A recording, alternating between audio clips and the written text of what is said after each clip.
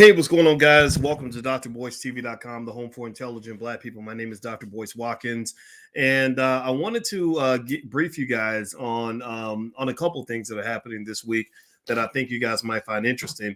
I read some stuff about Dave Chappelle, and I've been following to pay attention to the backlash that Dave Chappelle's been getting since he did his Netflix special, which you all know as The Closer. And as you know, Chappelle's been getting a lot of pushback, a lot of critics coming and putting the hammer down on him and offering him butter biscuits and everything else. And it looks to me like some things have changed in that whole situation, that whole dynamic. And so what I'm going to do here is, first of all, before I get started, let me know if you can hear me. Give me a yes in the chat if you can hear me. I hear you guys on Instagram are saying you cannot hear me, so I may have to turn that off. But give me a yes in the chat that you can hear me. All right, so there's no sound. Okay, all right, so I'm going to shut this down here. All right, so anyway, let me keep going here. All right, so it's in terms of Dave Chappelle. Here's what's going on. Chappelle is obviously you guys know that he did The Closer, right, on Netflix, and it was politically incorrect. He got a lot of pushback from a lot of people. So, some would say for good reasons, some would say not for good reasons, and he's been. And there was the announcement recently that he said he'd agreed to meet with the Netflix employees after there was a walkout where the Netflix employees said, we're mad, we don't like what he said, so we're going to go and protest this guy.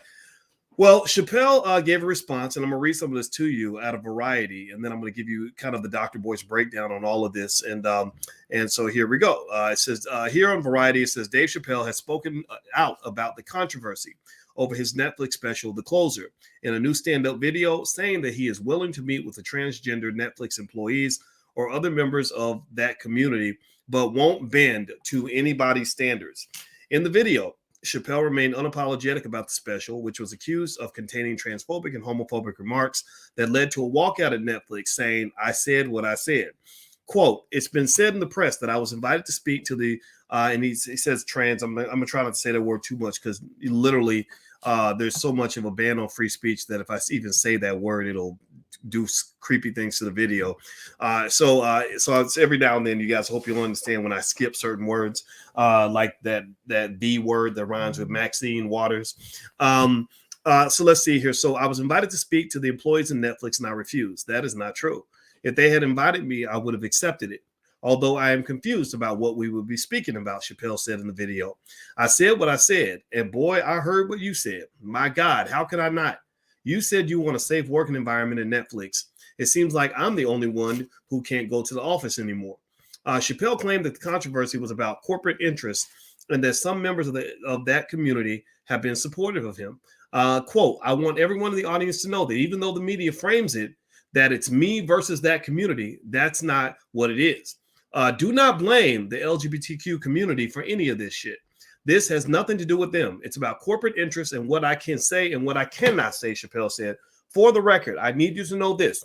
Everyone I know from the community has been loving and supporting, so I don't know what all this nonsense is about."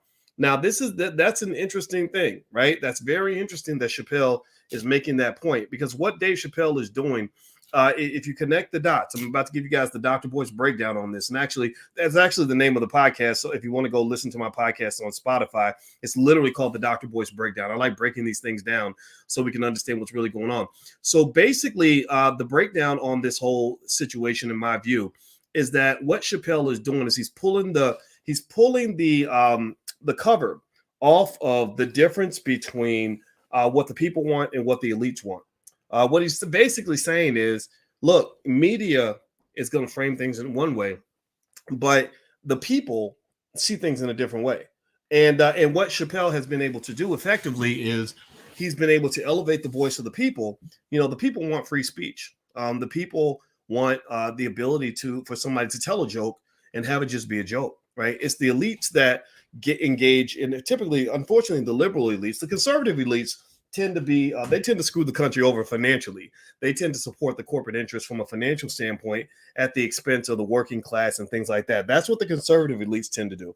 The liberal elites engage in various forms of social engineering. That's why when your child goes to school, they come home and they may not know how to read, they may not know how to write, but they know all the pronouns, right? They know all the genders, all the different genders that are out here and the genders, right?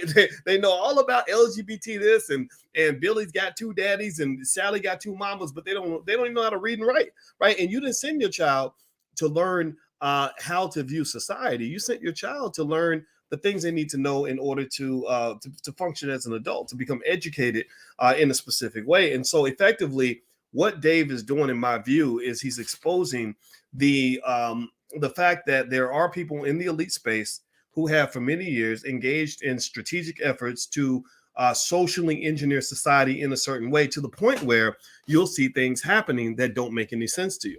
Like, so for example, you might say, "Guy, who in the hell thought it made sense to let a man decide to become a woman, and within 1 year he's competing in girls sports?" Who in the hell?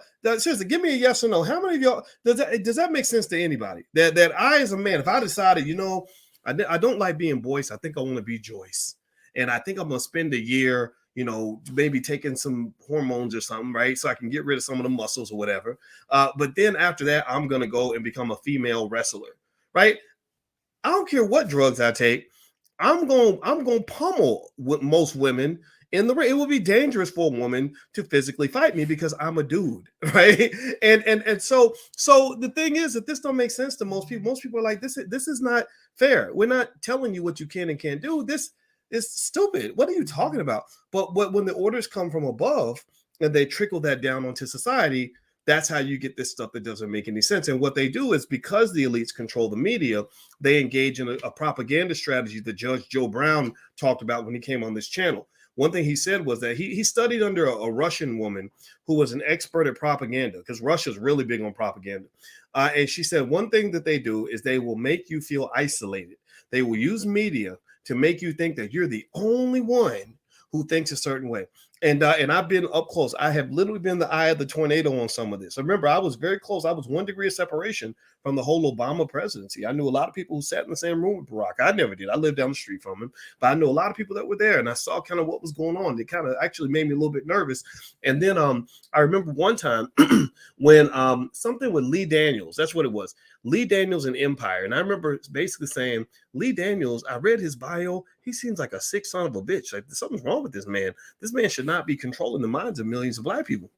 So Don Lemon invites me on to CNN to talk about Lee Daniels and Empire, right? And I'm like, why would Don Lemon invite me onto his show? Don Lemon doesn't like me. He did a whole segment on the Tom Joyner Morning Show, basically talking about the fact that he thinks I'm stupid, right? Whatever, right? It's his right. I'm not even offended by that. I know I'm smarter than him. I don't need him to confirm that. And he's too stupid to do that, right? But Don Lemon has me on, and basically the interview was a setup. He had me on, and he had 3 other people who disagreed with me. That's what you do. That's one of the games you play. So he stacked the deck. Who was another group that did that? I for 25 years, if you go back and you read the stuff I've been writing since the 90s, you can go back to 1996 and find articles that I wrote at the University of Kentucky where I said, of course, college athletes should be paid. It doesn't make any sense not to pay them. You pay construction workers, you pay airline pilots, you pay school teachers. Why wouldn't you pay college athletes? They're worth billions of dollars. And so CBS Sports had me on during the Final Four in 2006, I believe, to talk about whether or not college athletes should be paid. I did not understand that, because I said, why would you do that? That doesn't make any sense. You don't want to ask that question, because people with common sense would say, if you did the work, of course you should be paid, right? Well, what they did was, in the interview, they interviewed me for 2 hours, but they only took little clips, and they would play me saying, of course athletes should be paid. And then they would have 6 people behind me all disagreeing. And the first 2 people, like clockwork, the first 2 that disagree with me would always be Black. So they could neutralize the racial aspect and say, look, this is not a race thing. Look, Lynn Elmore says they shouldn't be paid. Clark Kellogg says it shouldn't be paid. And then it's Mike Krzyzewski and Billy Packer and all these sports guys, right? And here's the fascinating part of this. This tells you how the whole deck is stacked. When I would do those when I did that conversation with them, every single person in that documentary saying that athletes should not be paid was making money from the athletes. Literally every single one of them was a CBS employee in many cases, or a college basketball coach like Mike Krzyzewski, who had made millions of dollars from the labor of college athletes. So of course you don't want them to be paid. So that's the game. That's the hustle. That's what I'm breaking down for you. And the reason I appreciate Dave Chappelle, and Dave, if you're watching this video, man, call me anytime, brother, because I would love to talk to you. And he's on my list. He's on my short list of people I would love to have a conversation with. But what I love about what Dave Chappelle is doing is he's making it plain for the people. He is breaking it down and basically saying very clearly that this is not what people are saying to me. This is not what's really going on. This is a picture being painted by individuals who control the media. This isn't a picture being painted by the corporate elite. And the corporate elite and what they want is very different from the people and what the people want. For example, I'll give you another example of what the difference between what the corporate elite want and what the people want. Well, right now, you see, right now, how many of you have noticed that a lot of people don't want to go to work? Right now, you're in the middle of what they call the Great Resignation. Have you heard the Great Resignation? The Great Resignation, where millions of people are not going to work.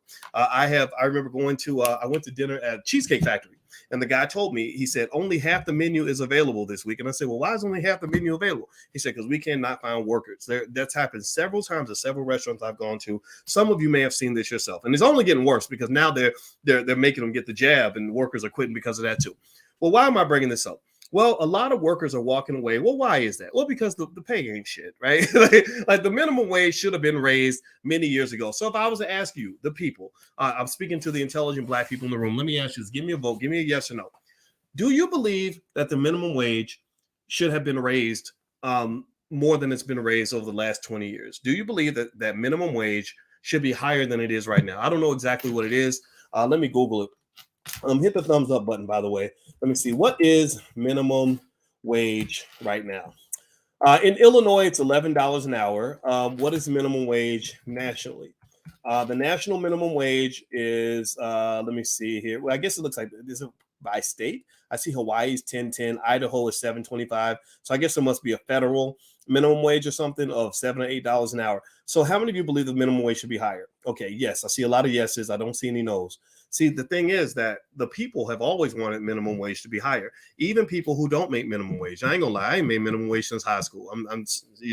I know how to make money, and I'm not ashamed of that, right? But the idea of somebody making so little money that they can't afford to pay their bills is unconscionable, right? Corporations can still make money. I know where the money's going. I understand the anatomy of the economic body of this country, and I know that the rich have been getting filthy rich, right? And they could spare some of that to pay a higher wage, right? So this whole conversation about them not being able to pay minimum wage is BS. It's just not true. Or pay a higher minimum wage. The reason minimum wage has not gone up is because the corporate elite have not wanted it to go up. Right. The reason minimum wage has not gone up is because the politicians are controlled by the corporate elite who make you believe that the country doesn't want to increase the minimum wage. Right. So Dave Chappelle, the reason Dave Chappelle is doing a huge favor for this country is on multiple folds. Number one, he is speaking up for something that America is supposed to believe in called freedom of speech. My God, why is it so hard to get it through people's thick heads that people should have the right to say what they're going to say? Stop trying to suppress other people's right to speak. Just go, claiming that, oh, I'm in danger now. Ain't nobody trying to go kick your ass or kill you just because you disagree or because you have a different belief set. Let people believe what they want to believe. Let them say what they want to say. That's what this country was supposedly founded on. Number two, Dave Chappelle is doing a tremendous service to the black man in this country. If you notice, a lot of the stands being taken by black men. If you go back to Ice Cube standing up against the Biden and the Trump administrations during the election, if you talk about Kyrie Irving and what he's dealing with the Brooklyn Nets, if you talk about Dave Chappelle and what he's doing, you notice that these are situations where black men have exerted masculine leadership in a way that the country is not able to acknowledge, is not able to understand. They get very nervous when they see black men not buckling, not shucking and jiving, not folding, not being scared, not coming back and apologizing 18 times when they know that they're right. Kyrie Irving knows that he's right. And he says, I have 180 million reasons to, or whatever the contract was, 150 million, whatever, how many millions of dollars he might lose. He said, I don't give a damn. Like, I'm standing on what I believe, period. Right. And that is about as honorable as you can be. And I respect that immensely. Even if I were to disagree with these guys, I would respect the fact that they stand up for what they believe in. And it's not like they're crazy. Every single one of those three guys I mentioned, Ice Cube, Dave Chappelle, and Kyrie Irving. Oh, and even the person as outlandish as Kanye West. All those guys have made valid points. You don't have to agree with them, but you cannot dismiss the point that they've made. For example, with Kyrie, if you go to my Instagram's the real Boyce Watkins. I posted a video today where there was a Harvard study about the impact of the jab and whether or not this is actually slowing the rate of spread of that virus. I'm not going to talk about it too much because on YouTube, you got to be careful with that conversation, right? Go to my Instagram, the real Boyce Watkins. There's a video about a Harvard study that basically puts all that into question. That basically says that Kyrie's actually right about this. Not saying that you're wrong if you disagree. It's saying that Kyrie has a point. Dave Chappelle is not out of the question. A lot of people agree with Chappelle. That's why his special on Netflix, The Closer, did so well, right? Ice Cube had a point when he came and he challenged the Biden administration, challenged the Democrats, just like Kanye did in his own way, in a separate way. It's not as if you could sit back and point to all these benefits Black people have received by being loyal to the Democratic Party. You can't find those benefits, and now they're being proven right. Joe Biden is a huge asset in proving to you right now with what they've done to you right to this point, what they're not doing for you right now, that to prove that these guys have a great point. So effectively, at the end of the day, Dave Chappelle is standing tall. From what I'm reading, he's basically saying, I'll go speak to these people, but I'm not going to be summoned by you. He's basically saying, I'm not a little boy. I'm a grown-ass man. You're not going to treat me like a little boy.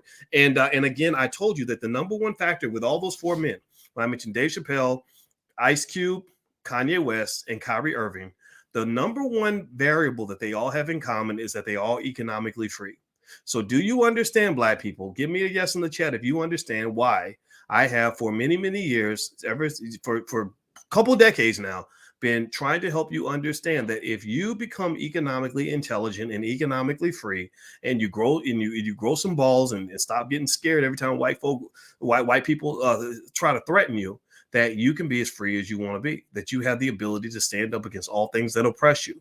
You've just got to believe in yourself, and you got to have a couple assets in the bank to make sure that you and your family are good, and you got to know the meaning of the word enough. All those guys, every single one of them has lost millions of dollars because they're standing up for what they believe in, and they had to have that ability to walk away from that by saying, look, I've made a lot of money. I don't need to make more money. I don't need to be the richest guy in the room. I'm happy just being one of the rich guys in the room. And that's what is going to allow Dave Chappelle to go down in history as arguably the greatest comedian that ever lived. There is no comedian in history at this point who has made a greater commitment and greater sacrifice for the masses of Black people than what Dave Chappelle just did. He did. Doesn't mean he's not. I'm not saying I want to debate about whether he's the funniest. Sure, Eddie Murphy Raw was hilarious. Richard Pryor was extraordinary, but Richard Pryor never did anything like this. Eddie Murphy never did anything like this. Dave Chappelle, when he says he's the GOAT, he's proving that he's the GOAT. And to be the GOAT, you must transcend your profession. You must be something more than what you are. Muhammad Ali was more than a boxer. So Dave Chappelle has become more than a comedian. And he's smart enough to know how to do that. Again, I told you that him and Kanye, both of their mothers are college professors. And I think that we might be onto something. Black intelligence. That's the key. That's the secret ingredient that will make Black people great again. Okay. So anyway, do me a favor, hit the thumbs up button, share, subscribe button. Thank you for your donation. Carlito, quality of life and higher pay. Reason people aren't coming back. I agree with you 100%. A lot of people are not coming back because, I told you guys, I've been telling y'all about the corporate plantation for the longest. I in a way, the pandemic was kind of the best thing that ever happened to the Black community in some ways, because it allowed people to know what it's like to live life without being a slave to a corporation, right? You don't have to do that. A lot of us were introduced to that at an early age, and we thought that's the only way people live, and that's just not true. You do not have to live like that. You can actually reclaim your life, and a lot of you are doing that, and I'm extremely happy for you, because that's the way it's supposed to be. This is where I become less of a capitalist and I sound more like a Marxist. Karl Marx used to say in one of his critiques of capitalism is that capitalism takes away your meaning of life. It makes you part of this cog in a wheel where you're doing some worthless, meaningless job, and you're only doing it for the money, and it's not even that much money, and then you end up wasting 100,000 hours of your life making some wealthy guy richer. Now, I'm not trying to say that the whole corporate machine should be destroyed. I don't believe that the whole economic system should be torn apart. I believe that you should still go make your money, build your businesses and all this stuff. But there's no amount of money that's more important than your quality of life. And that's where I think you can sort of get off the bus, especially if you're Black. A Black person is in extreme danger if he goes through life addicted to money. If you go through life addicted to money, that is no different from being addicted to crack. If you are addicted to money, then the people who control the money, the drug pushers who control the thing you're addicted to, will control you no different from the way a drug dealer controls a crackhead in the hood. So when a lot of times when you see guys run around here apologizing, celebrities bending and folding and saying things that don't make no sense because they're scared of losing money, they're basically playing the Squid Game or the Hunger Games or coon hunting, where basically they're almost like the crackhead Olympics, where you would make a crackhead do stupid, crazy stuff because they'll do anything to get access to the crack. Well, a lot of us as Black people for many years are accustomed to seeing other Black people buck dancing and shucking and jiving and basically doing the crackhead Olympics because we're trying to get a hold of that thing we've become addicted to. So be very careful about financial addiction, because that can actually take away your dignity and put you in a place where you and your family are humiliated, and you don't want to live like that. So again, shout out to Dave Chappelle. That was my thought for today. It looks like he's standing strong. I hope that he continues to stand strong. If there was any way I could personally support him on any of this, I would do that. I'm doing this short little video just to throw my little 2 cents in the bucket to say, go, Dave, go. We're proud of you. We support you. You're very funny, very talented, and very smart. And I have a lot of respect for the brother. So, by the way, this week, the All Black National Convention happens. There's a lot of other Black people out in our community besides the celebrities that you should know about, that you should be extremely proud of. I believe that we need Black leadership by committee. We don't need sort of one charismatic Negro sort of speaking for the whole community. We have thousands of Black leaders. We have thousands of people in the community who have expertise in their individual area. Those people should be heard as well. That's what the convention is all about. So we meet up this weekend. I'm about to get on a plane in a couple of days to take my mama down to Orlando for the convention. And we're going to meet in Orlando this Friday. So you can go to allblacknationalconvention.com. We have lawyers, we have doctors, we have health experts, we have relationship experts, we have hip hop artists, we have all kinds of people coming together for a gathering of 61 speakers that we're bringing together for this convention. It's going to be in Orlando. You can join virtually. Just go to allblacknationalconvention.com. We'd love for you to come down, though, because it's going to be a lot of fun. We're also going to give some awards to some of the people in the community who have been doing a great job. And these are the people that deserve to be celebrities, too. And, of course, you guys know we're doing speed dating, so you don't have to date cockroaches for the rest of your life. You can actually date somebody who's got some damn sense. So my wife actually came up with the idea of doing speed dating and speed networking. So we're going to do that as well. So anyway, guys, I'm out of here. Allblacknationalconvention.com is the URL you can go to. And thank you all for listening. And once again, shout out to Dave Chappelle. I love what you're doing, man. I really wish you the best, and hope those folks don't come to your house and kill you. All right, I'll talk to you later. Hit the thumbs up button on the way out. I'll talk to you guys later. Be good. Peace.